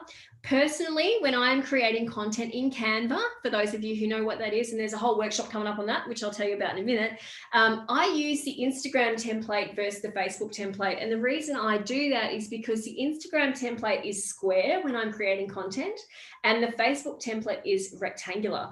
Now, if I am like most people and consuming content on my phone, that's going to give me more real estate to show them. Like, so my post is going to be bigger. So don't stress out too much about whether it needs to be square or rectangle. I just go rectangle, create one post in Canva that's Instagram shaped, and then you can use that in both places and just change the captions. So again, it's a little bit of a time saver for you. Does that make sense, guys? Give me a thumbs up if I'm on the right track here, hopefully. Now, who's this? Merv, you're a newbie and it looks scary. I'm going to get you on here in a minute, and I'm sure it's not anywhere near as scary as you think. Lovely. Helen, I'm sorry you've had to go, but all good. And Laurie, yes, you can definitely have the recording after this as well for 2021 marketing. So here's some critical info for you. And if you like, I can send these little ideas through to you as well. Now, I've just said to you, and you hopefully haven't had a brain conniption, do 12 posts a month, and your first thing was probably like, oh shit, what am I going to say? 12 posts a month, that's a lot of content. So here are some ideas for you to refer to consider using. Now, I'm going to talk about a content mix in a minute as well, so you don't have to stress about exactly which ones to use, but you can see, like, show your skills, ask the audience a question. Tanya, ask for the recording, audience a question, a bit personal. Now, some people will, you know, be going to your business because you are your business. Yeah. So it's really important to sort of give a little bit of personality through there. Now, as I say that, like I mentioned to you before when I was talking about that situation of the men's suicide prevention group that I'm involved with, it's not always appropriate to talk personally either. I appreciate that. These are just ideas to give you a little bit of stimulation to get some content happening for you. Yeah. A photo of a video, a promotion, if you wanted to perhaps share something that's in your region that's sort of like-minded to your business. There's so many things that we can share, and this is hopefully going to give you a really great starting point to flesh these things out. Now, I see Jeanette's got her head down. I don't know if she's writing or if she's okay. You're okay? Good. You're going to get this. I'll send this through. Good girl. I'll send this through. So the basic content mix to start with, and this goes back to probably Brad's question earlier, how many times should I post? If you're sort of starting from a beginner, as a beginner base, you're not sure where to go, you can literally go with 30% your content, so hard sell, products, services, what you're offering, what you do, whatever it is. Then 30% helpful, useful content, other stuff that happens in your region that you might want to share. And then 30% sharing other people, helpful, useful content. Perhaps I'm a boutique. How to make sure that my clothes last longer through helpful advice on how to wash them for longevity, something along those lines. It's stuff to make you valued to your customers without them having to have a transaction involved. Yeah, that sort of information. 30% sharing other people's content. Again, as I said, if you've got perhaps an event in town you want to share that you're happy to promote through your channels. 10% fluff, the cat's wearing driving it around in a car, whatever it is. So something funny relative to your market. Again, be careful with this one. And I say careful, not in a bad way, but there is ways, even with for example, men's suicide prevention guys, we can talk about sport. That's our fluff. It doesn't have to be silly stuff that, doesn't necessarily be relevant to the target market. That's the way we will talk sort of more lightly in this social space. Remember, social media is a cocktail party online. So we really want to make sure that we're not being super serious. We want to make sure that we're actually engaging and showing the target market that we understand them. And if they like cricket and, you know, they're men and whatever, cool. We've mentioned that. We're sort of ticking that box again by mentioning that as well. Check your insights. Well, I'm preaching to the converted here. You guys all know this. I've already talked to you about this. But one thing I was going to say in a slide forward from my other presentation we'll go back to is that in old school Facebook, so when you go into your business page and you click on insights and then posts on the left-hand side here, you can actually see what times your audience are on, or the majority of your audience is online. Now, you'll recall back a little while ago, I mentioned that you can have use your common sense and your insights to plan when you're going to schedule your posts coming up for the next month, etc. So this is where I go every month, like at the end prior to the next month, to have a look to see what's happened, just to get an idea of when most people are online. Once I've actually written Monday, Tuesday, Wednesday, Thursday, Friday, Saturday, Sunday, and then I write down the top times people are online. Now, it may not vary too dramatically. That's okay, because then we inject a little bit of common sense and go, well, I'm not going to post at 7 o'clock 5 nights in a row. I might post at 7 o'clock today, 12 o'clock tomorrow. So we can sort of step it out, if that makes sense. The point is we make a plan. We've got some hard data here that we can use to help us, shows us when most of our audiences are online, and we would post either a couple of minutes before, right on the spot, or a couple of minutes after that time. Why do we do that? Because I can imagine most of you, like me, you probably get on your phone and you scroll. You scroll. You don't scroll forever. You will stop. So if we can strategically put our content up there so it's closer to the top at the time our fans are online, the reaction, of course, is that we're probably going to get more engagement. Yeah, so that's why these things are valuable to us. How do I get better reach? Okay, so a little hack for you. Facebook's algorithm loves video. I know that's a shock. And the next thing, I'm sure everyone's cringing, thinking, I don't want to do video. You don't have to be in the video. That's the happy news. It doesn't have to be you in front of the camera dancing around. It can be a different type of video. It can be you filming something. It can be a video that's literally just a link or a words, which is great. Jeanette would know in Canva, you can stick your words over there, turn it into an MP4 video. In Facebook's language, it's a video. So you're ticking that box and then it's happy. So whatever you do, think, how can I make this a video? There's some great apps. There's a few I've mentioned in here that you'll see shortly that you can actually quickly jump on and make your stuff a video as well. And just for the sake of Facebook, if nothing else, get that better reach, get that more organic reach. So you can see here, the best types of posts for organic reach are videos, stories, and live. Don't stress about stories and live. That's a whole nother story. But just as a starting point, just go video if you can. And Merv, don't stress. There's going to be easy ones for you in a minute. I'm going to show you, mate. You'll find that super simple very shortly. Think, how can I make this image a video? So can I put a bit of text over the image? Or how can I make this text a video? Am I asking a question? Can I put the question, make it a video, by one of the great apps that I show you in a second as well? So what is, oh, hang on, have I missed something? Yes, so my favorite apps. This is critical stuff here. So I'm going to type these in the chat box so that I can, I've just noticed there's a couple of questions there and I'll come back to you guys in a second. So Canva obviously is the first one. The second one that doesn't have a name on it is called Hyperlapse. And that's actually an app that Instagram has built. And if you've ever seen, it's like you're watching a video and fast forward. That's probably the best way to put it. And the beauty of it is it gives us an ability to really give the person watching it a lot of information in a really short period of time, 8 seconds, average attention span. So let's talk about jamming everything together. If you're a sale maker, you might have your phone set up on Hyperlapse, watching the guys put the sale up or put the sale onto the yacht or whatever it might be, so that you can see it really quickly, how efficiently they work, how professionally they work.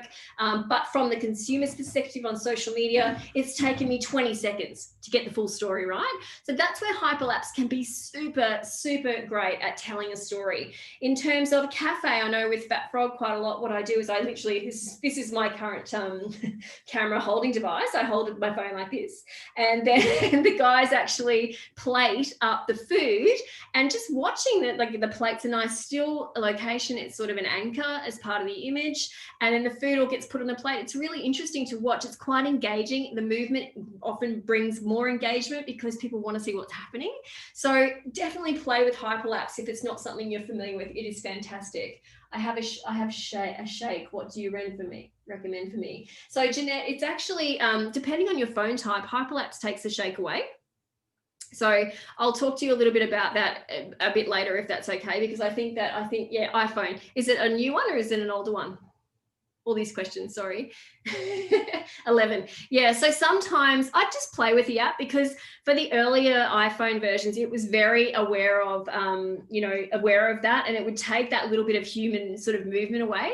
The other thing I'd say for you, eBay, $20, you can get literally get, I don't have one here to show you, of course, right now, but a holder that you can literally sit your phone on and just sort of put it there to go through and get your recording without it being moved. I can see she's typing. Okay, cool. If you want me to send you a link, just text me afterwards and I can send you the link for that as well. You get them at Officeworks actually as well, and they're really cheap. So that's another good thing for you.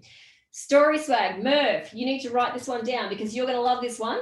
So Story Swag actually enables us to grab a photo. It can be our photo. They also have a series of photos within them that you can grab and upload. And then it actually allows you to type the words and the words go over the top, and it moves through like a video. If you give me a second, I'll just quickly see if I can find one to show you. But it makes life so easy because, as I said to you before, think about what type of what can you ask, with how can you make it a video versus anything else. So let me see if I can quickly find one for you. And on the run, it actually really quickly enables you to be able to do it well, quickly, and efficiently. Okay, so here, bear with, I'm just going to quickly get out of this. Sorry, guys. So can you see that screen there now? So this is one that I've created on Story Swag. You can see here that obviously the watermark's in the bottom corner. Who cares? I don't think it's a big deal. You can pay to get rid of it if you like, but I'm certainly not that concerned about it. And all I've done here is literally typed in those words. Now there's different types, there's different templates you can use. And it's actually taken, that's actually a video in the background, but you can do it over a still image as well. So you can see how easy it is to actually make things a video and make Facebook happy. Merv, I hope you've got that. Can't find Public app. I will have a look for that and I will send it through to you. Will you be posting a video of this presentation afterwards? Yes, Extreme VR. I'm not sure what your name is. I'm sure you're Extreme. And yes, I will extremely be posting a video after this. And Kapow, yeah, you can get them from Kmart as well for $10 to $20 for the little stands that you can get also. So what else have I missed here before? No, all good. Last but not least, is Quick. So Quick is Q-U-I-K. And Quick is actually an app that's been built by GoPro. So you don't have to have a GoPro to use it. Let me preface that. You do not have to have a GoPro to use it.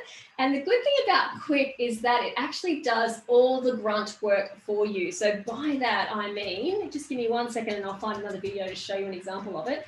You can upload a series of images and also photos. You can upload hyperlapse videos, and it actually mashes them all together for you so that it quickly presents you with this lovely little video. You can set the distance, the time of the video, the length. You can set whether it's square or cinema or portrait to suit where you want it to go. Just let me find this video for you. Okay, bear with. I'm going to bring it over here again. Sorry, guys. I've got lots of screens here. I'm a bit of a screen gut, so I like to have lots of screens. Okay, so this one here, and it's also got music behind it as well. So I'm going to just shift the screen over. I'm going to turn the sound on. Ready? And start from scratch. Oh, it's not going to let me see here. There's music behind it. I'm sure you'll see that. I'll actually send you this link. But as you can see, so as I put this together, I'm taking photos. In a minute, you'll see a hyperlapse video. That's normal video time. hyperlapse video, me walking down the stairs, showing everything. There's another app that I use here called Boomerang. That was a landscape. So I didn't really try to do, I didn't have this in mind when I was taking all these various images, right? I just put them all together, and this was what Quick gave me. So you can see how valuable it is, right? It does the great work for us. It does all the transitions. You can still change and edit where you want it to like showcase things. And for anyone who wants to go to this pontoon, it's fantastic, by the way. It's quite lovely, very James Bond. So yeah, you can see how great it is because it really does allow us to actively make exciting movies by just putting a few photos and videos in there. People don't need to know that. We can just be so cool about presenting our content. So one thing I would also say is at the end, oh, hang on, I've just direct message Christine, but I need to send it to everybody. At the end, you can actually turn off the Quick logo. So you don't even have to have it branded, which is a crazy move by the company, but whatever. So you can actually turn it off. So it looks just like, you know, it's your movie. It doesn't have Quick written anywhere on it as well. Now, I've just popped that name back into the chat box for you so you can write it down and find it in the App Store or on Google Play. But they're the ones I tend to use mostly within my suite of apps that I tend to play with the most. Canva, I should also mention, is also available on an app. Again, personally, I prefer to use it on the desktop because I have a bigger, more control. But if you're on the run, it is fantastic. You have access to everything that you have in Canva on your desktop, on your phone as well. So it's a bit of both. Tolita Kim here, just to clarify, did you say before on Canva reposting size to use the Instagram size? Yes, for both Facebook and Instagram. Kim, I did, and that's my personal choice. And the reason I choose to do that is because then when I'm on, if people are viewing Facebook posts on their phone, the Instagram size gives them more real estate. So it actually is bigger, like deeper into their phone. It's not so narrow. So yes, indeed, that's my choice, not everybody's, but certainly my choice. And if your audience does tend to consume a lot on their mobile, which you can find in your insights, definitely go down that track. Yeah, up to you. That's my choice. Yeah. Okay, so Google My Business. I know we're run over time here, but I'll just keep plowing on if it suits everybody. Thumbs up if you want me to keep going with this stuff, because I know it's not what you came here for today, but we're kicking some goals, I think. Thank you. So cool. Okay. So what's Google My Business? I had a little bit of a touch on this earlier. For those of you that joined us a little bit later this morning, I mentioned that when Jeanette asked me a great question about scheduling posts. So my answer to that question to review was that if you're going to schedule posts to Facebook and Instagram, my default answer would be do it through the ecosystem that we're offered through Facebook and Instagram. So use those, the business suite to do that with. If you're going to use Google My Business though, and I think you should, it's a critical part of your marketing. I can see there's a couple of people popping the name in here, Publer. Pardon, I mentioned an app called Publer. And that is an app that enables you to schedule posts to Google My Business and also schedule posts to, I believe, to Pinterest, which I mentioned to Jeanette. So why should you invest a bit of time as a business owner into Google My Business? Because number one, where do you go when you're looking for something? Google. Usually it's the biggest search engine in the world. So generally that's where you'll go. Number two, it gives us another place to talk about our business online and really flesh out our digital footprint. So for those of you who missed out before, Google My Business is effectively Facebook's the answer to Facebook pages in Google. So you can post in Google My Business, you can put updates in there, you can post events in there, and there is more scope in there than there is in Facebook with events as well. And you can also then ensure that you are present through direct search and sort of destination search, I think it's called, we'll see in a second, to pop up when people are actually searching for you. It also gives us a chance, Jeanette, sorry, yes, I'll come back to you in a second. It also gives us a chance to actually jump in and tell Google exactly what we want them to know about our business. So if you find through your analytics and through your Facebook account that, not Facebook, sorry, I should say your website, there are certain words that people actually use to find you. Personally, I would be grabbing those words and writing blogs and posts about them, because the more places we can put them, the more likely we are to be found to actually be answering questions people are asking when they're seeking out that particular answer. Yeah, does that make sense? So using those things actively. Back to Google My Business, then putting it in Google My Business as a post. That's where I was going with that before I got off on a tangent. It's a really easy tool for businesses to use. It is free. You do have to verify it, as Jeanette mentioned. Once you jump in there and start working through, you can sometimes showcase some of your business information, but you won't have full control until you've verified it. Now, depending on your business, often if you have a landline, who has one, but if you do, you can have them phone you and they're happy with that as a verification. They'll give you a code, you type it in, blah, blah, blah. Often the other alternative is they'll send you old school, a physical postcard for you to actually enter the code in, so they know that you're a real business. So they're really trying to qualify and remove any sort of spam or fake accounts by doing these measures with their verifications. So, Sarah, yes, please, for the marketing recording, bless you. Now, Publer doesn't seem to be an app. It's not, I called it an app and I apologize. It's actually a website. So you jump in and you actually schedule everything online. So it's a desktop used site, Jeanette. So I apologize for calling it an app. I just got that bit wrong. But yes, it's definitely a desktop used website. So in Australia, just to give you an idea, this slide is actually a little bit older, so it's about 4 or 5 months old, but the average business is found 1,120 times per month or 36 times a day. That's 36 opportunities we have to talk to these people in front of us and to make sure that they get our message, yeah? So a direct search is when people look up the name of your business, while a discovery search was the name I was looking for, is when customers are looking for your product or service. So a direct search, Marani Medical, if that's what they're looking for, that doctor's surgery. A discovery search would be doctors in Mackay, doctors in Marani. Yeah, got the difference? Pretty easy. And we've all used both before, but this is just giving you a little bit more information about it.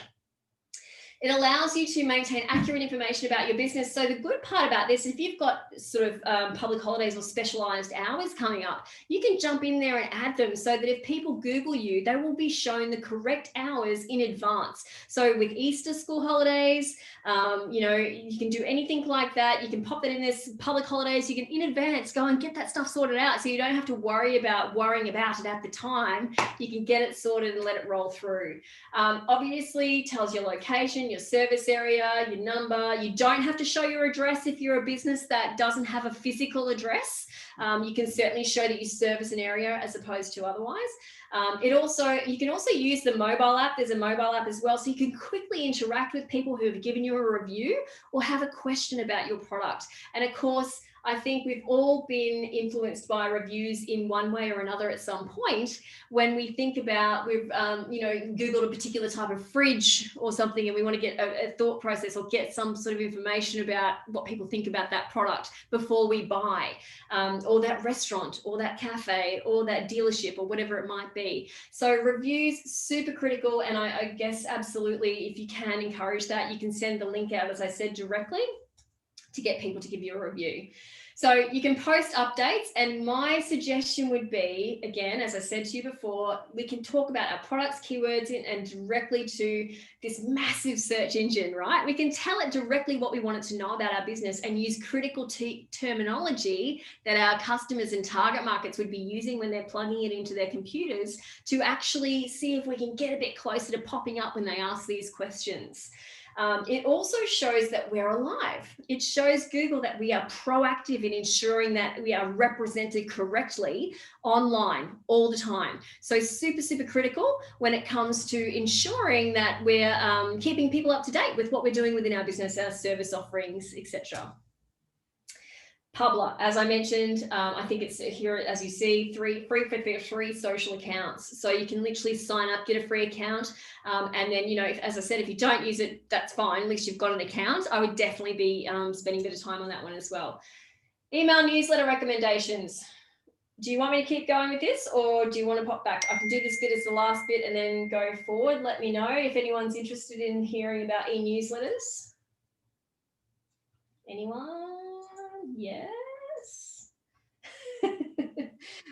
Okay, I'll quickly run over it with you and then we'll jump back into our original slide. I think Adrian just joined us. Adrian, welcome. This has all been recorded, so I will send you through the slide and the recording afterwards. We've kind of gone a bit sort of sideways here. We're talking about content for marketing, but it'll make sense when you watch the recording. So frequency of emails, newsletters should depend on your type of business and your target market. So if you who currently actually sends e-newsletters out to their customers, can I get you to put your hands up or put the thumbs up, whichever is easier? A couple of people. Yeah. And is it something that you want to do? And type in the chat box if you like. Is it something that you want to do and you haven't got around to, not sure how to start? What's the story there? Because it is a great way to reach into your target market. I guess the biggest thing for me is that, you know, we can really tailor it to our brand. We can really make it, you know, so I can see here some of them are, yep, some of them are, yep, Merv wants me to keep going. Thanks, Merv. For new products, I'd like to tell previous clients. Perfect, yeah, perfect. And that's really what it's designed for. Previous clients are such critical ambassadors of our business because they actually really, they already know, like, and trust us. So they're the people we do want to share this critical info with so that they then share it with their friends and you know, associates. So it also enables us to make sure we really brand it correctly. We've been given permission directly to sit in these people's inbox.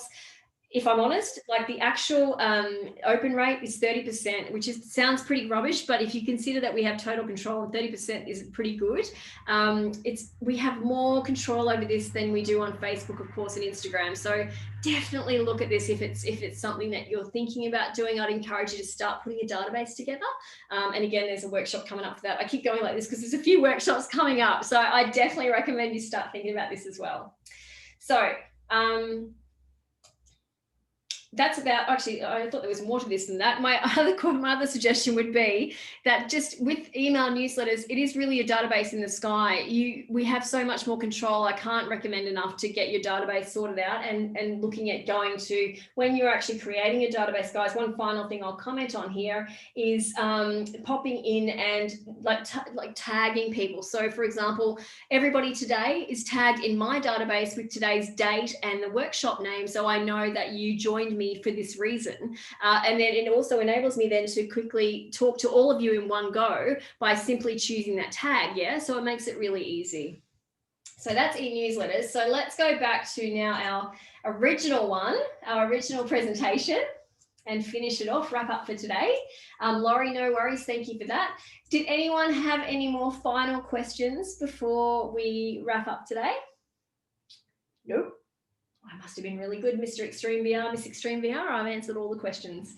So one thing I also invite you to do is join my online marketing Facebook group. You'll be able to click this link when you get the slides and join.